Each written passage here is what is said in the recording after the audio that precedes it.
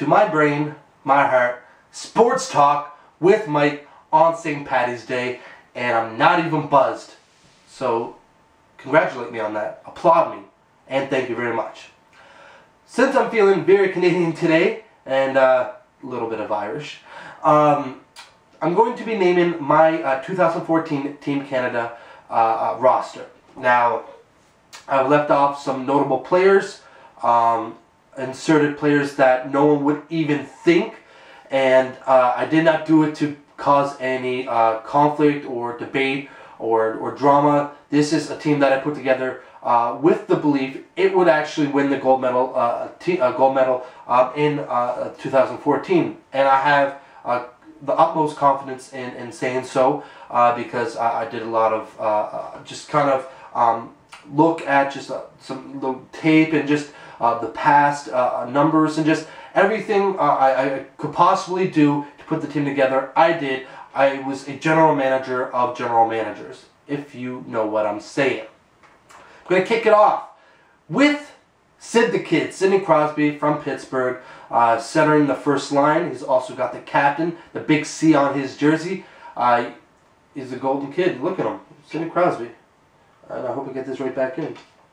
He just, he exemplifies what Canada is, and he's going to do a hell of a job with Team Canada again. On his left side, Eric Staal from Carolina Hurricanes. He was on the 2010 team, and you can see that he brings speed, offense, defensive mind to the team, and he'd be perfect with Sidney Crosby. And on the right side, Claude Giroux of the Philadelphia Flyers.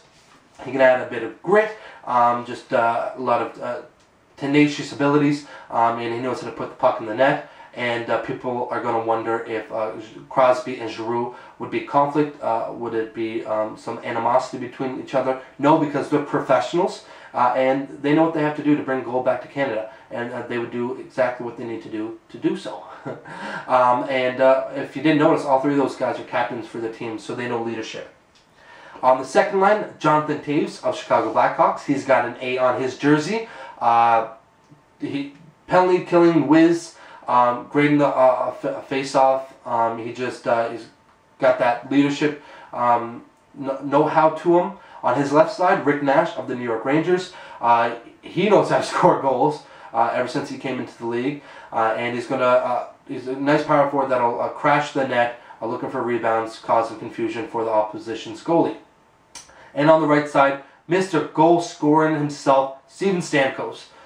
Put Steven Stamkos on the line with Toews and Nash, you're asking for trouble. You know that's going to happen. You know goals are going to happen, and it's going to be just going to be a high energy line that is going to pretty much lead the tournament in scoring. And Stamkos is going to be the leading point getter for the entire tournament. Now the third line, John Tavares of the New York Islanders. Since he came into the league, he's constantly getting better, showing that experience equals knowledge and better totals, better production. Every time he puts on the Team Canada jersey, he shows up and he does an incredible job, and I like that guy. This one is going to be a surprise to some. Should get an invite to Team Canada camp, and would, in my mind, he should garner a spot on this team. Matt Duchene on the left side of Tavares. Matt Duchene of the Colorado Avalanche. Since he came into the league, first season, top Tavares in points. Second season, on a shitty Avalanche team, came close to, he stuck with Tavares. Third season, had a shitty season. But this season, he trained with Sidney Crosby, so he's better in the face-off zone. So if Tavares got kicked out, Duchene can step in there, win a face-off for you. He's quick and athletic. He's very unselfish. He knows how to put goals up on the scoreboard, and it's just great hands. Him and Tavares would work well together, and this is going to blow people's minds. I guarantee you. No one would ever imagine. No one, not one person will put this guy on this team or even think about it. P.A. Parento of the Colorado Avalanche. And I have a very good reason of putting him on there. John Tavares and P.A. Parento in New York, those two together, that was a marriage.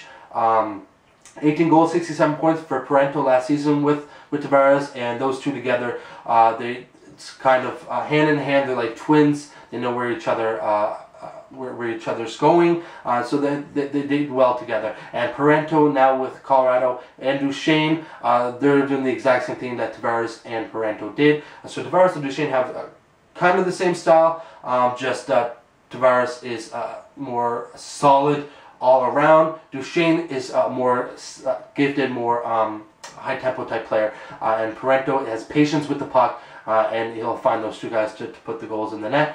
And people, bring on the debate. Tell me if you think I'm an idiot or not. I don't care. It would work well. I'm telling you. How many woods did I say? Fourth line, Patrice Bergeron of the Boston Bruins. Incredible, fantastic shutdown defensive forward with an offensive side to his game. On the left side, Milan Lucic of the Boston Bruins. He knows how to get to the net, put in goals. He's a grinder, big grit. He knows how to, when he's on the ice, the opposition is going to know he's on the ice, and they're going to be a bit more careful. And Jordan Eberle on the right side of the Edmonton Oilers, Team Canada. He's Mr. Canada. He's taking the role from Ryan Smith, and jersey on, he transforms into a different player. And he does everything. He scores goals, makes incredible passes. He back checks. He's just going to do everything for Team Canada, and he's going to be the surprise player for Team Canada. The 13th forward, I've had trouble deciding. I got Tyler Seguin of the Boston Bruins, and we know what he can do. But my dark horse, I got Jonathan Drouin of the Halifax Moose that's not yet drafted into the league. But when I seen him at the World Juniors, high hockey IQ, a lot of patience, a lot of skill with the stick, and he can really, you put him on any of those lines, and I can see him just working well with each one of those lines, no matter who you put him with. And we'll see what his rookie year has to bring, and it's a possibility, in my mind, at least. Notables left off the team: Ryan Getzlaf, Corey Perry, and Jordan Staal. Defensemen, first pairing, Duncan Keith of the Chicago Blackhawks. He's a defenseman that knows how to score. He knows how to move the puck up for the rush, and he blocks a lot of shots. And Chris Letang of the Pittsburgh Penguins.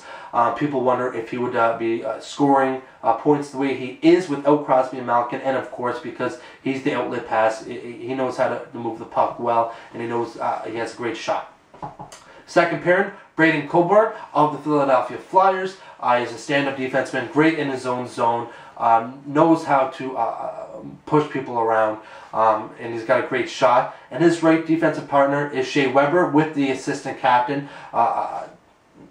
He's got the A on his jersey, not much you can say about that. He's got that booming shot. He's a great grit, tenacious friggin' defenseman, and I like that. He's he's got the style that I really enjoy. And the third defensive pairing, Mark Stahl from the New York Rangers. You're on this team because of your hard work and your mind on keeping the puck away from your net. And you can put some goals into the net as well. If you're injured, Dougie Hamilton of the Boston Bruins. People are going to judge him on his World Junior showing.